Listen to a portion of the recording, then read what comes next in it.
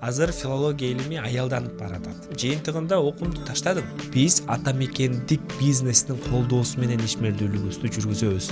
Эгерде Тилимпоз каарман болсо, кандай кулк мүнөзгө ээ болмок? Абдан деле бир чоң ишти талап кылмак эмесмин. Мисалы, эгер Тилимпоз адам болсо, биз ал акчага 10-20 мультфильм тартышыбыз керекпи? Же Диснейдин бир мультфильмин которушубуз керекпи? Кыргыз мектепте окуп, кыргыз бала бакчасы биз деген айланайын таң атканда күн батканга чейин кыргыз тили улут тил деген коомдо чөйрөдө өстүм да. Мисалы 10 жыл мурда дейт, менин ырларымды дейт, эне тил тууралуу ырларымды бекине укчу дейт. Мектептеги билим берүү системасына кайрылсак, кандай ойлойсуз? Ушул мектепте жеткиликтүү бир деңгээлде тил үйрөтүлөбү? Жаштар арасында бир иллюзия бар да. Мынакей, биз деген экономист болсок, билбейм, менеджментте окусак же эл аралык катнашта окусак, Бул долбоорду кантип түзүп калдыңыз? Идея кайдан келди?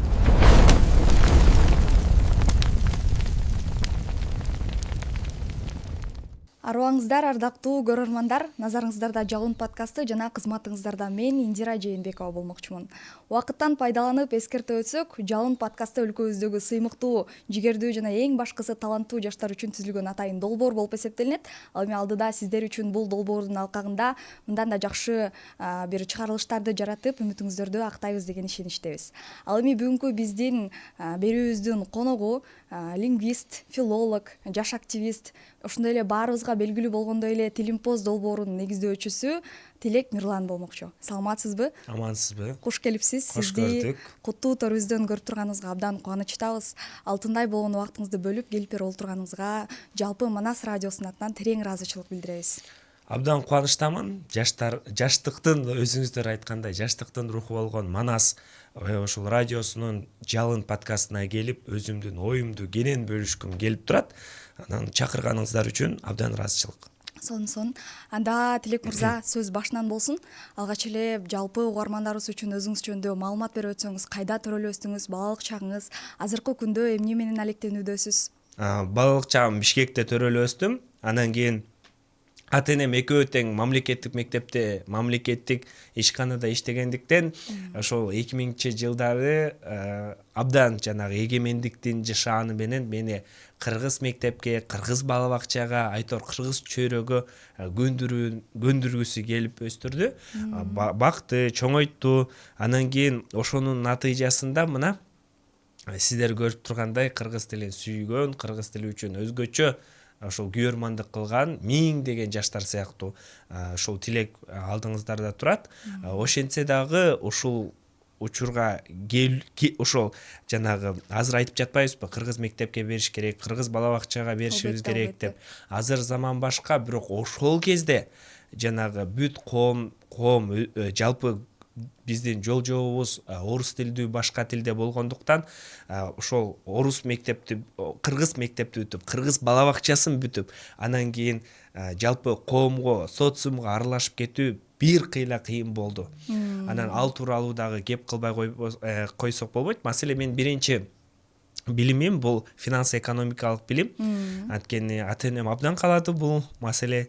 Анан мен барып окудум. Ал жакта деген 28 адамбыз, 28дин 27си бул орус класстан келгендер. Анан жалгыз кыргыз класстан мен окудум. Ошол элестеттим, ошол кезде лекцияны айтат биздин ошол дарс окуган эже. Мен андан кийин сабактан калып алып, 4 пара болсо, жуп сабакчы. Мен андан калып алып, китепканага кечке чейин отуруп, аны кыргызча которуп, кыргызчасын түшүнүп, орусчасын түзмө-түз жаттап, анан кийин айтып берген учур болгон. Ошол кезде элестетсем 3 жыл тынымсыз окуп, кызыл диплом менен бүттүм. Бул дегеним аракет кылсаң жыйынтыгы жакшы болот. Бирок баары эле мындай аракет кыла албайт да. Себеби биздин билим берүү тутумубуздун көпчүлүк бөлүгү башка тилде калыптангандыктан, ошол кыргыз классын 80%, 70% окуучу бүтсө, алардын көпчүлүгү ошол тилдик барьерден улам өзүнүн окуусун таштоого мажбур болуп жатат. Анан ошондуктан жанагы Манас университетин дайыма мисал келтирем. Анткени Кыргызстанда өзү айтмакчы, университеттен дагы артык университет. Кыргызстанда биринчилерден болуп сабагын кыргыз тилинде бере баштаган. Демек бул көптөгөн ошол университеттерге, колледждердин жанагы кыргыз тилинде илимди, билимди которуу кыйын дегенге аргумент болуп бере алат. Сон. Албетте сизден ушундай сөздөрдү угуш биз үчүн чоң сыймык. Албетте ар бирибиз ошол Кыргыз-Түрк Манас университетинин студенти болгонубузга сыймыктанабыз. Ал эми сурагым келип атканы ушул. Билишимче бүгүнкү күндө өзгөчө мырзалардын арасында филология тармагын тандагандар аз да. Эмне үчүн сиз ушул мырзалардан айырмаланып, ошолордун катарын толуктап келатасыз да, ошо эмне үчүн ушул тармакты тандап алдыңыз, эмне үчүн тилчи? Туура. Маселе азыр ошол жаштар арасында бир иллюзия бар да. Мынакей биз деген экономист болсок, билбейм, менеджментти окусак же эл аралык катнашта окусак, ийгиликтин ачкычы ошол жакта, биз ошол жактан гана ийгиликке жете алабыз депчи. Бирок жаштар үчүн эң башкы маселе бул жүрөгү, аң сезими тандаган кесип. Ошол багыт өзүнүн хоббиси, өзүнүн ошол жигери кайсы жакта болсо, ошону тандоодо маселе. Андан кийин дагы бир маселе, чын эле мисалы Казакстандагы ошо Анар Фазылжан деген тил билими институтунун жетекчиси бар. Ал дагы көп айтат, азыр филология илими аялданып баратат. Мисалы мурда Юдахин баштаган, мисалы Карасаев бар, Юнусалиев бар, Тыныстанов атабыз өзү баштап берди, Зияшбектенов аталарыбыз бардыгы ошол мындай эркек адам болсо, азыр көбүнчө аялдар ошол филология илими менен алектенип жатканы чын, анык. Ошентсе дагы бул багытта ийгиликке жетсе болот. Бул багытта дагы каражат бар. Бул багыт изилденбеген, дагы көп мүмкүнчүлүктөрдүн ачкычы боло ала турган багыт экенине ишенип, тандап отурган чагым, жана өзүмдүн үлгүмдөн ошол биздин жигиттерди дагы, ошол өзүбүздүн тилибиздин патриотторун дагы филология илимин тандап, аны изилдеп, мыкты эмгектерди жаза алат деп ойлойм. Анткени маселен айымдар тандаган темалар бар, анан эркектер тандаган темалар бар. Ошол багыттагы изилдениш керек. Кыргыз тилинин бардык багы тең, ыраттуу изилдениши керек. Ошону дагы эске алуубуз жөн. Демек сиз ушул кыргыз тилин өзүңүздүн кесибиңизди аябагандай бир сүйгөнсүз, балким ошол үчүн дагы бир тандадыңыз. Маселе мен айтпадымбы, мен үй бүлөмдө экономист болмокмун. Анан кийин өзүмдүн жүрөгүмдөн, чын дилимден ошол кыргыз тилин тандап, кыргыз тилине берилгендик менен иш кылдым. Жыйынтыгында окуумду таштап, барып филология факультетине тапшырып, анан кыргыз тилчи болуп жаткан чагым. Себеби биз айтып жатпайбызбы, күн сайын кыргызча сүйлөп жаткандайбыз. Мен орто катмарда айтып жатам да, кээ бири такыр кыргызча билбейт, кээ бири аябай жакшы кыргызча билет. Бирок жалпы элди алып карасак, азыр кыргыз тилинде өтө чоң ката кетип атат. Мисалы, күнүмдүк эле эсептелинет деп турабыз да. Эсептелинет дегенде бул эсептелет деген сөздү биз дагы туюк мүчө улап жалгап жатканчак. Же болбосо алып келинди деген сөздү. Ошол сыяктуу эле, мисалы, жашыл чөп, көк чөптү. Бул сыяктуу эң жөнөкөй көрүнгөнү менен абдан тилибиздин кыртышын өзгөртө турган бир чоң өзгөрүү болуп жатат да. Ошону жеткирип, эринбестен үйрөтө турган мыкты кесипкөй адистер азыр коом талап кылган чак, айрыкча жаштар талап кылган чак. Мурданкыдай биздин тил илимибизди мурда Советтер Союзунда бардык багытта изилдеген. Анткени космоско биринчи учушубуз керек. Ракетаны биринчи учура турган өлкө, держава болушубуз керек. Атом бомбасын изилдешибиз керек. Ядролук бомба дейт. Шаарлардын эң чоңу, имараттын эң чоңу. Айтор, мамлекет өзүнүн деңгээлинде мындай бардык тармакка кирүүгө аракет кылганда, бирок 21-чи кылым келди. Азыр дүйнө башка, азыр эл башка, азыр прагматикалык чечимдер керек. Мисалы, кыргыз тилинин туура жазуусу, туура сүйлөөсү бул функциялык муктаждык жарата турган тема. Адамдарга, эң негизги элге, журтка керектүү темаларды изилдей турганга кез келди. Анткени жана тереңдеп билимди изилдөө бул албетте керек болгону менен коом алдында, эл алдында функциялык муктаждыгы төмөндөп жатат. Ошону биз колго алдык. Көрсөңүздөр, Тилимпоз жеңил, туура, так, кыска маалыматтарды, эң башкысы прагматикалык мындай түз жете турган маалыматтарды изилдейбиз. Албетте бул сөзүңүздү тастыктай алам, себеби качандыр бир кезде мен да мектеп окуучусу болгом, сиздин программаларыңыз менен жалпы республикалык тестирлөөгө даярданганбыз. Негизи аябай бир эффективдүү материал деп айтсам жаңылышпайм. Анда ушул Тилимпоз боюнча сурагым келип жатат. Негизи эле бул долбоорду кантип түзүп калдыңыз? Идея кайдан келди? Команда кантип чогулдуңуз? Жалпы процесс, кандай кыйынчылыктар болду бул тармакта? Бул 2020 жылы түзүлдү деп айтам, дайыма расмийчи. Андан мурда дагы ойлонуп жүрдүм, башка болуп жүрдү, бирок 20-жылы чынында түзүлдү. 20-жылы пандемия эмес беле, баарыбыз үйдөбүз, анан интернетке кирдим. Интернетке кирип карасам, ал жакта эки ошол маалыматтан бири кыргыз тили улуу тил, кыргыз тили даңазалуу тил, кыргыз тили дүйнө жүзүндөгү эң байыркы тилдердин бири деген ураандар жазылган. Туура кошулам, ал дагы болушу керек. Бирок функциялык мен дайыма айтам да, муктаждык керек, муктаждык жаратыш керек депчи. Маалымат аз, өтө аз. Мисалы грамматика жагынан, кызыктуу фактылар жагынан, инфографика баардык тараптан ушул кыргызча маалымат жок экен. Анан эмнеге болбосун деп көөдөнүң соғып турса колуң кылат экен, айла жокчу. Анан PowerPoint эң жөнөкөй, башка эч нерсени билбейм. Photoshop башканы кайдан билиптирмин? Азыркыдай Figma'ны. Анан эмени ошол презентация жасаган PowerPoint'ти алдым дагы жанагы өлчөмүн ченеп алып, анан кийин пост жасай баштадым. Азыркы деле бар. Биринчи постубуз Айтматовдун посту болду. Адам кандай гана абалда калбасын, өзүнүн адамдык касиетин сакташы керек деген сыяктуу. Анан ушул сыяктуу ишибиз уланды. Демек, бул бардык жаштарга үлгү боло турган маселе. Эгерде чынында дилгирленип, жигерденип турсаңыз, каалаган жерде, каалаган багытта өзүңүздү көрсөтө аласыз. Андан кийин дагы бир мени таң калтырган нерсе, биз кыргыз тилин бай деп атпайбызбы? Анан эмнеден биз аны көрө алабыз? Жана эмне үчүн кыргыз тилинде адамдар жаштар, асыресе чет элдиктер сүйлөгүсү келбейт деген да жагдай бар эмеспи? Тилимпоздун дагы милдети ошол да, аларды дагы тартуу, кызыктыруу. Анан мен агайдан сурадым. Агай, мынакей, биз деген издеп атабыз, жайылтып атабыз депчи. Бирок 10 кыргыз турса, бир мисал француз же болбосо башка элдин өкүлү келип калса, баарыбыз ошонун тилинде сүйлөөгө аракет кылабыз депчи. Анан агай күлүп жооп берди да, бул биздин тилибиздин өзгөчөлүгү депчи.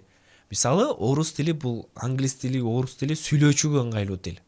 Орундары эси кайда турат, баяндоочу кайда турат, ортодогу эмеси айкындоочу каякта турат, баардыгы белгилүү. Аны стандарт формулага салып айтса болот.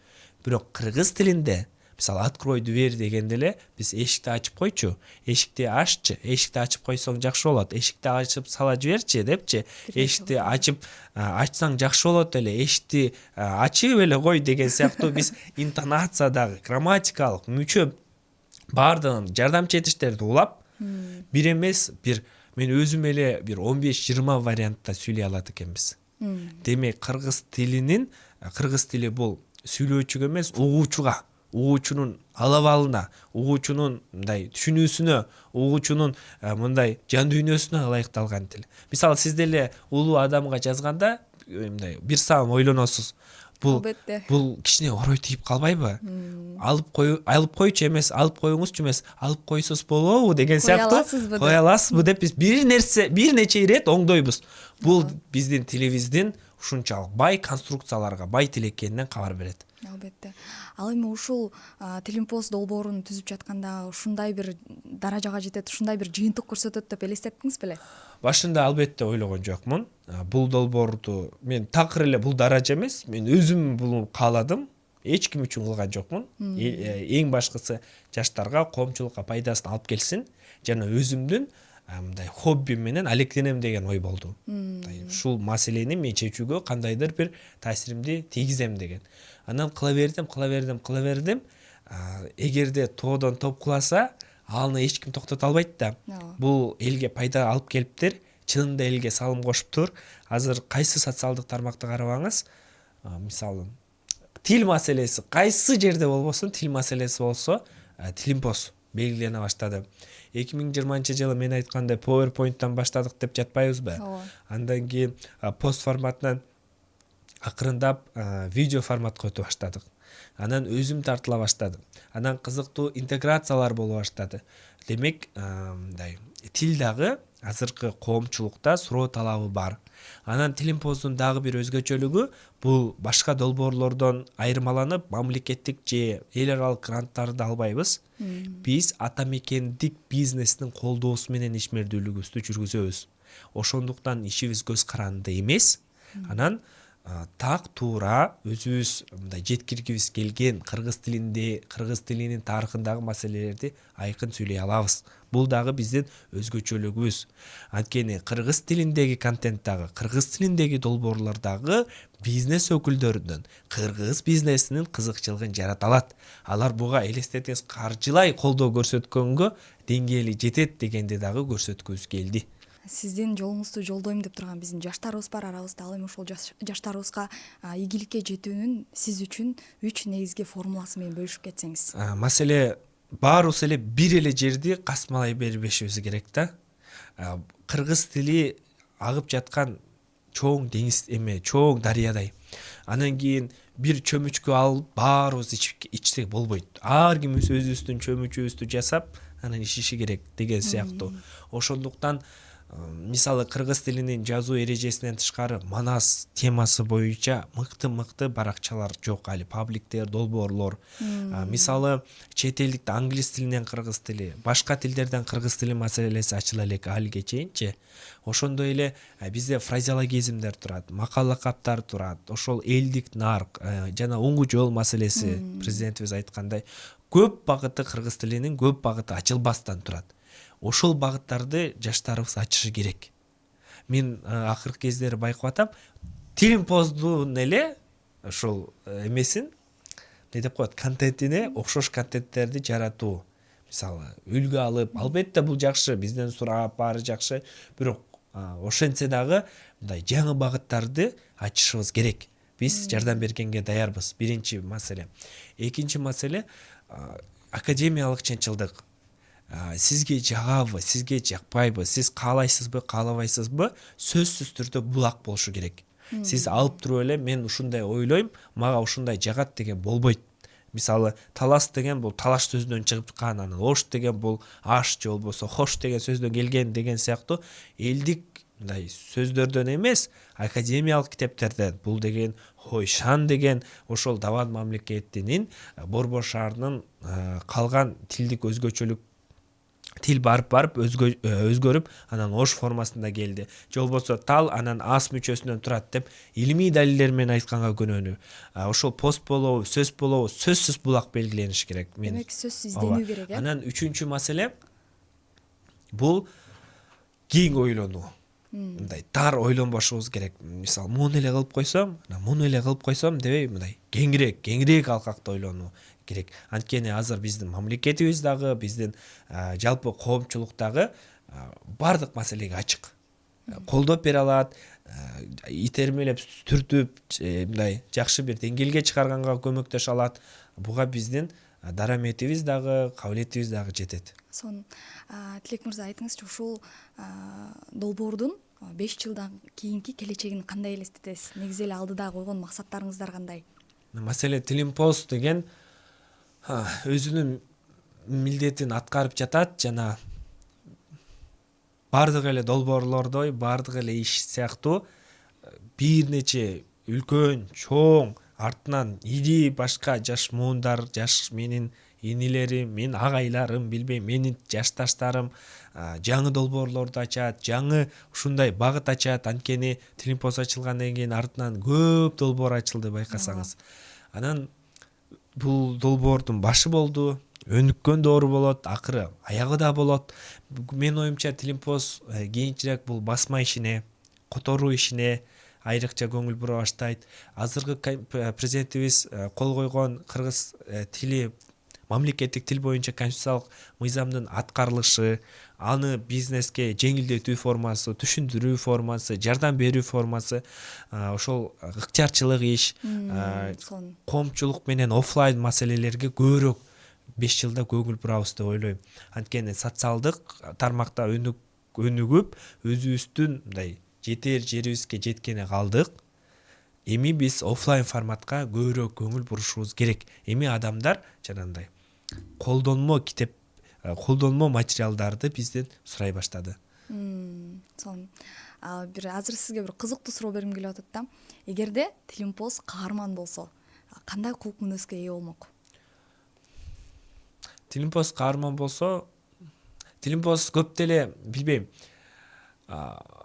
Жакшы жаран болмок. Эң башкысы Тилин сүйгөн, мекенин сүйгөн. маселе тилин сүйүү дегендик бул бир өлкөнүн жаранын алганда ал автоматтык түрдө келиши керек. Бул жөн эле оңой олтоң мындай мен каалайм, мен сүйөм, ана мен сүйбөйм деген маселе болбошу керек да. Сүйүү деген өзү сөз кыргыз тилинде баарына колдонбойт. Бизде жакшы көрүү деген дагы сөз бар. Жакшы көрүү башка, сүйүү башка. Мекенди сүйөт, тилди сүйөт, энени сүйөт, Кудайды сүйөт, пайгамбарды сүйөт. Бирок баарын эле сүйө албайбыз. Ошондуктан бул эне сүтү менен келген.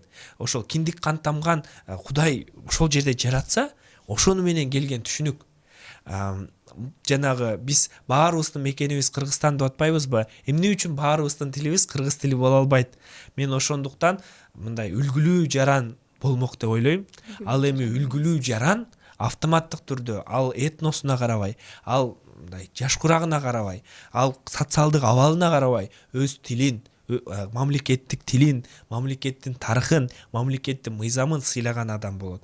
Абдан деле бир чоң ишти талап кылмак эмесмин. Мисалы, эгер Тилимпоз адам болсо, ал жөн гана кыргызча комментарий жазсын, кыргызча пост жазсын, кыргызча тейлөө сурасын, кыргызча ушу мамлекеттик органдардан кат сурасын.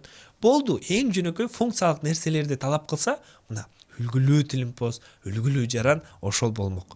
Сонун жооп болду менимче дагы. Анда өзүңүз айтып калгандай тил маселесине кайрылсак, бүгүнкү күндө сиздин көз карашыңыз боюнча жаштар арасында тилдин орду кандай? Ал абалы кандай тилибиздин? 6 жылдан бери көп нерсени көрдүм. Конституциялык мыйзамдын жазылуусуна да катыштым, жаңы жазуу эрежелеринин жазылышына да катышып жатам, терминология маселесине. Айтор кайсы жерде тил маселе болсо катышып жүрөм. Бул мактангандык эмес, бул чоң маселе.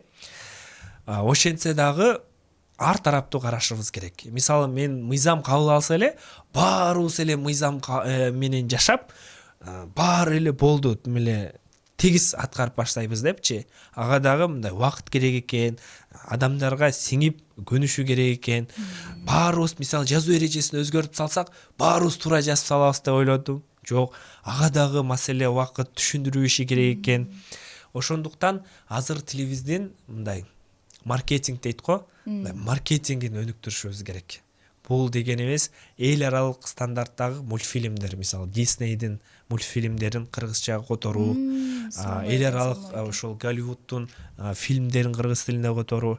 Мисалы, мен кече мурда күнү эле ушул маселени изилдедим. Акырында мисалы Zootopia деген, Zivropolis деген мультфильм чыкты. Азыр өзгөчө жаштар арасында популярдуулукка ээ. Дүйнөлүк рекорд коюп жатат. Ушул сыяктуу мультфильмди мисалы казак тилине которулду, түрк тилине которулду, эгер түрк дүйнөсүн алып карай турган болсок, өзбек тилине которулду быйылдан баштапчы.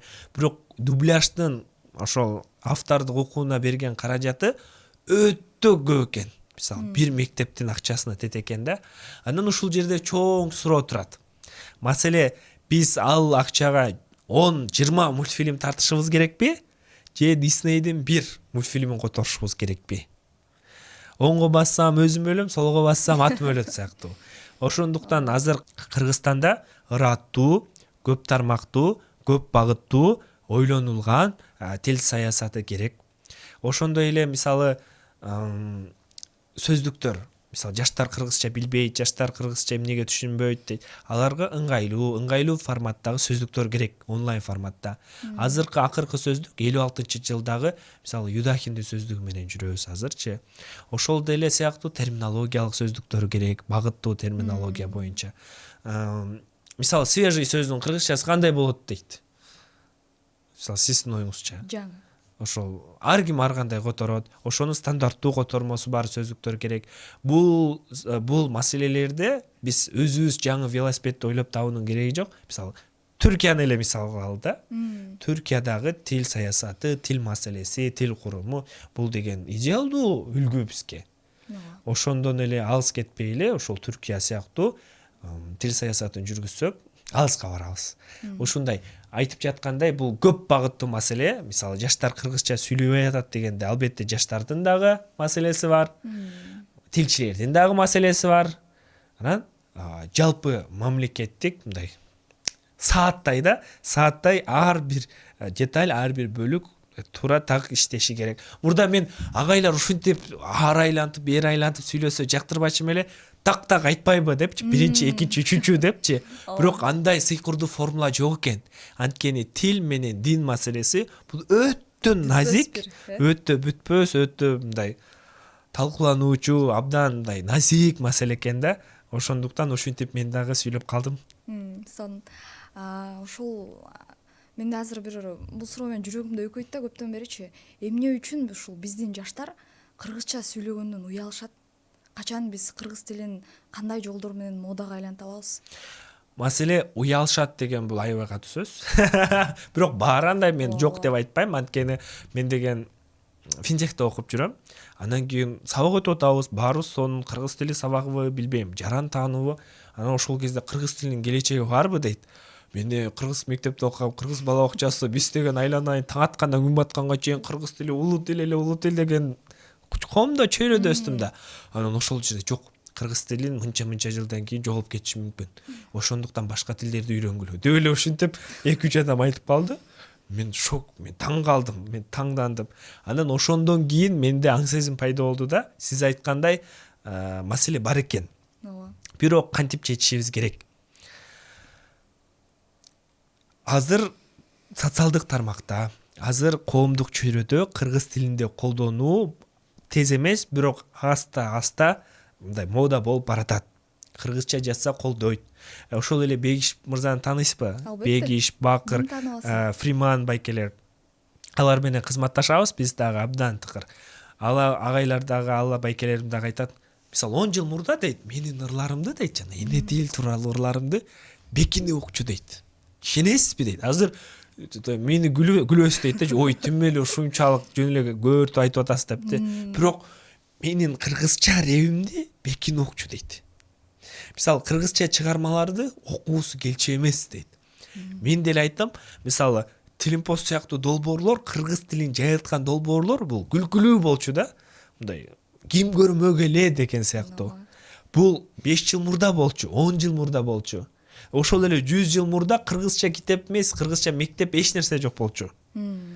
Андан кийин 100 жыл мурда мынакей биринчи алифбебиз биринчи алифбе дебейм, грамматикалык изилденген алифбебиз жарык көрдү. Анан реформаланды, анан латын алфавитине өттүк. Андан кийин мектептер, университеттер, андан кийин мынакей илимий академиялык тилге айлана баштады. Эгемендик алдык, эфир, радио, телевидение, мыйзам акырындан кыргыз тилине өтүп атат. Чачта болсо өсөт. Биз тил деген мен айтып атпаймынбы, назик маселе, узак мөөнөттүү маселе. Ошондуктан пессимисттик ойдон кетип болуп атат, пайда болуп атат. Кыргызча жасалма интеллект пайда болуп атат. Клавиатура мынакей пайда болду. Баягы бул маселени президенттин алдында да айттым, сиздер көргөндөй. Бул дегенибиз жанагы Сүйүнбек Касманбетов мурданкы мамлекеттик катчы айткандай, качан болбосун, кайсы эл болбосун, кандай өнүккөн эл болбосун, өз тилим жоголуп баратат, өз тилим жакырланып баратат деп айтат. Бул дүйнөлүк кубулуш. Эгер ошондой сөз болсо, анда эстафетаны тапшырып бере турган муун пайда болду. Андай болуп жатат депчи. Мындай бул Тыныстанов учурунда дагы болуп келген, бул деген Разаковдун учурунда болуп келдин, жана боло берет деди да. Болгону тил ар кандай стадияда, маселе бир учурда китеп керек болду, азыр жасалма интеллект керек болду, эми кийин робот маселеси болоттур.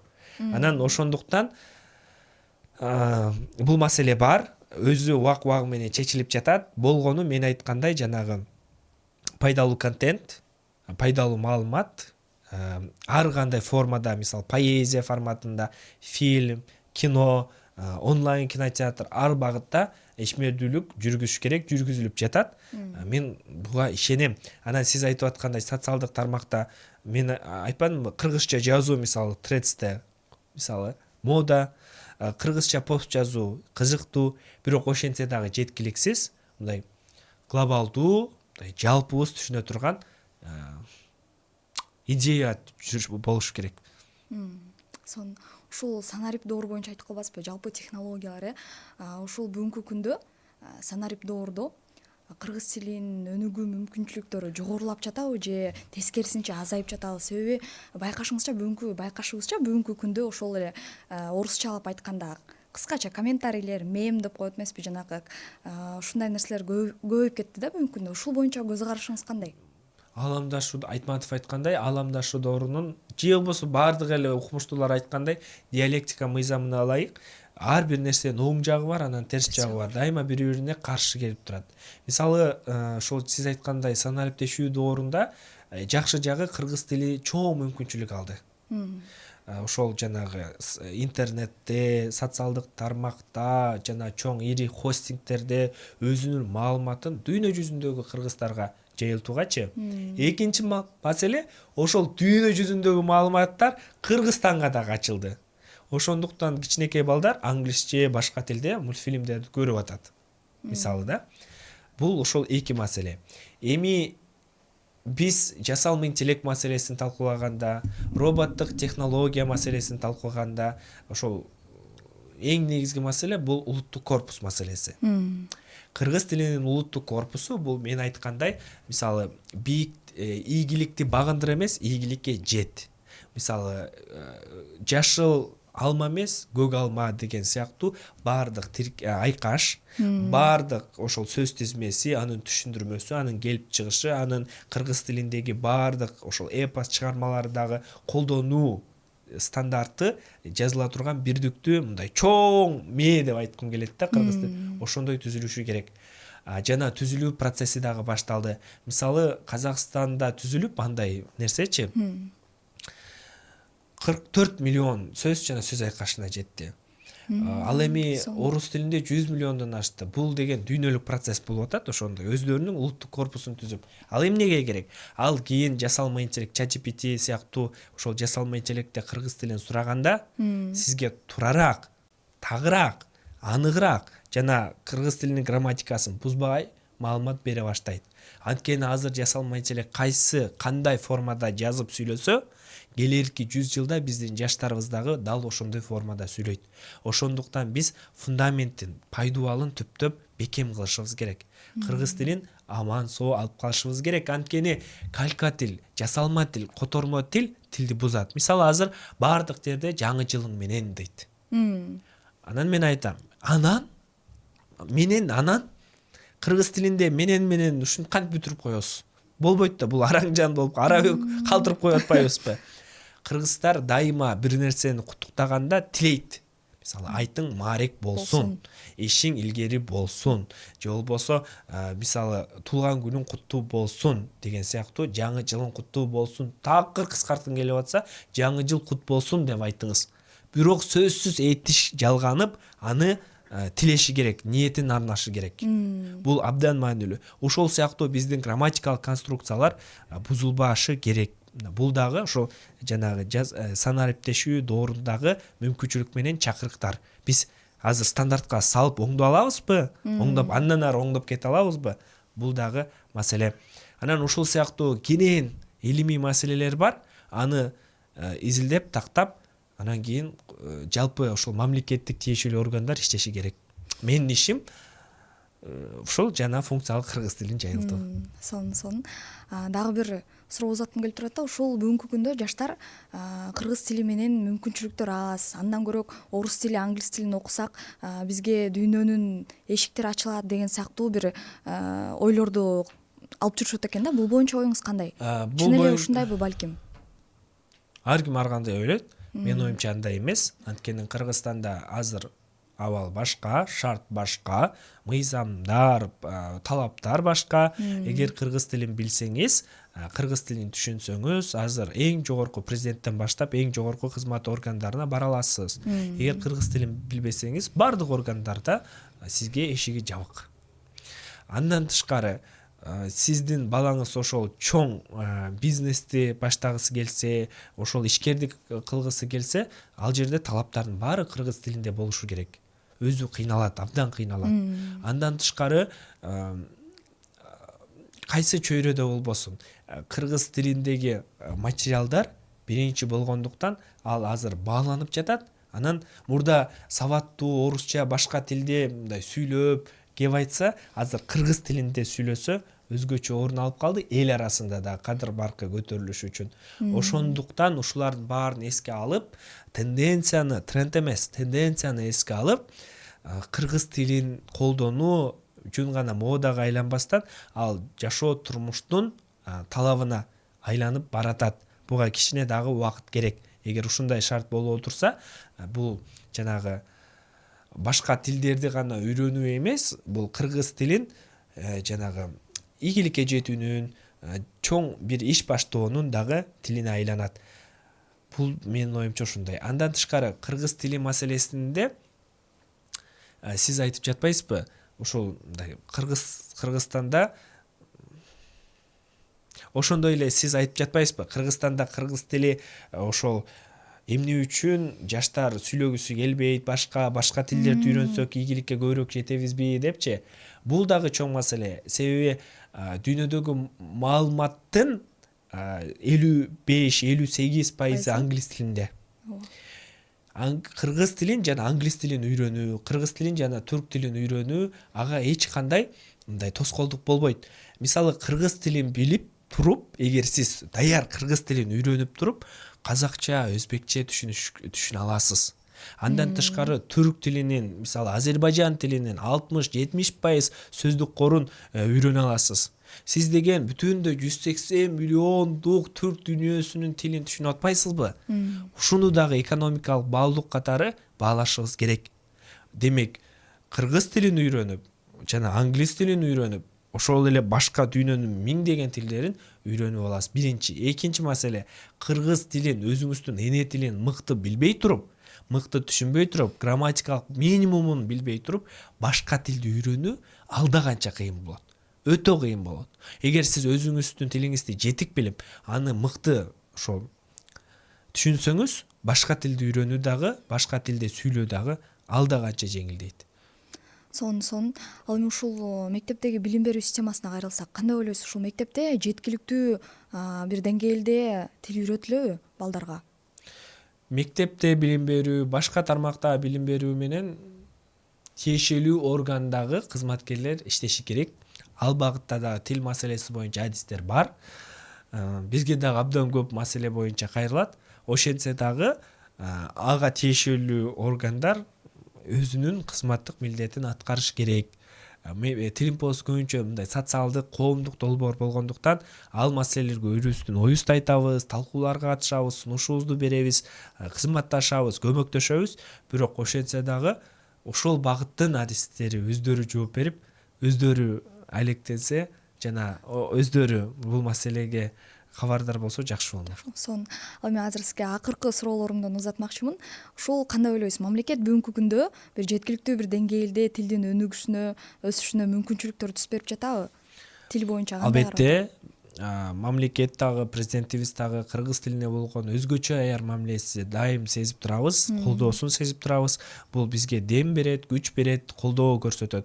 Ошондуктан кыргыз тили бул биздин эң башкы байлыгыбыз бул эгемендик менен көз карандысыздык. Демек, бул байлыгыбыз турганда кыргыз тили гүлдөйт, өнүгөт, өсөт. Мындан башка бизде үлгү нуска вариант жок. Өнүгүү гана бар. Ошондуктан мамлекет дагы муну түшүнөт, муну билип жатат, кылдат, ыраттуу саясатын жүргүзүп жатат. Бунун натыйжасын дагы көрүп жатсаңыз керек, менин оюмча. Адамдар дагы, коом дагы буга жетилип баратат. Ошондуктан бул абдан ыраттуу, жакшы жүрүп жаткан саясат. Ошентсе дагы коом дагы буга кичине, эл дагы салым кошуш керек. Анткени мамлекет ар биринин телефонунда кыргызча клавиатура барбы, кыргызча терме тактасы коюлганбы, орнотулганбы, кыргызча комментарий жазып атабы, кыргызча колдомону кыргызчасын котордубу? Мисалы, жөн эле банктын мисалы бир кофехананын колдонмосун кыргызча колдонуп жатабы? Ал дагы чоң суроо жаратат.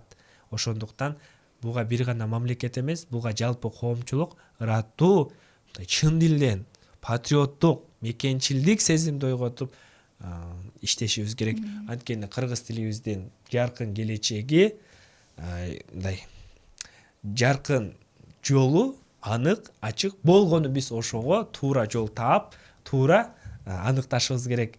Ошол Айтматов атабыз кече окуп калдым. Аэропортко Манас атын коюуда өтө чоң салым кошуптур да.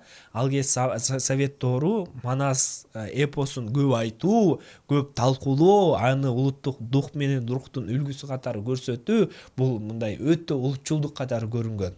Анан ошол кезде Усубалиевке кириптир, ошол биринчи катчыга кирип, анан сунуштаган экен. Вот мен деген кыргыз ошол жаңы курулуп аткан аэропортко аба майданга Манастын атын берүүнү сунуштамак элем дейт.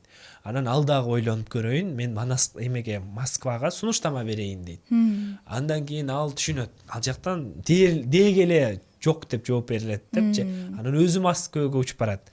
Анткени ал бир эле Кыргызстанда эмес, бүтүндөй ошол совет заманында бүт совет аймагында таанымал адам да, абдан сыйлуу адам. Анан ошол жакта тиешелүү адамдар менен дагы макулдашат алдын ала. Аябай түшүндүрөт, абдан көпкө түшүндүрөт, бир жумалап түшүндүрөт.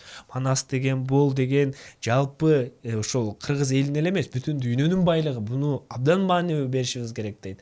Анан аларды дагы бирин серин түшүндүрүп, анан Кыргызстанга келип, ошол кезде Кыргызстандын КГБсы дагы өзүнүн ошол сөзүндө жазыптыр. КГБ дейт, бизди ошол бул деген жана Манасты колдойт экен, бул деген улутчулдукту колдойт экен деп туруп Москвага кат жазып, ишибизди токтотуп салышы мүмкүн эле дейт. Анан өзүм бардым дейт. Өзүм барып, аларга да түшүндүрүп, айланайындар, кагылайындар, Манас деп койбосок анда ким деп коебуз деп аябай түшүндүрдүм дейт аларгачы. Анан кийин ошол кезде Жогорку Кеңештин дагы төрагасына бардым дейт. Анан кийин ал жактан дагы ал мырза негизи биринчи варианты биздин азыркы аэропорттун Достук болмок экен. Достук аба майдан. Достук бардык жерде эле бар, бирок Манас деп койсок, бүтүн дүйнөдөн келген адамдар Манас аэропорту деп кызыга баштайт депчи.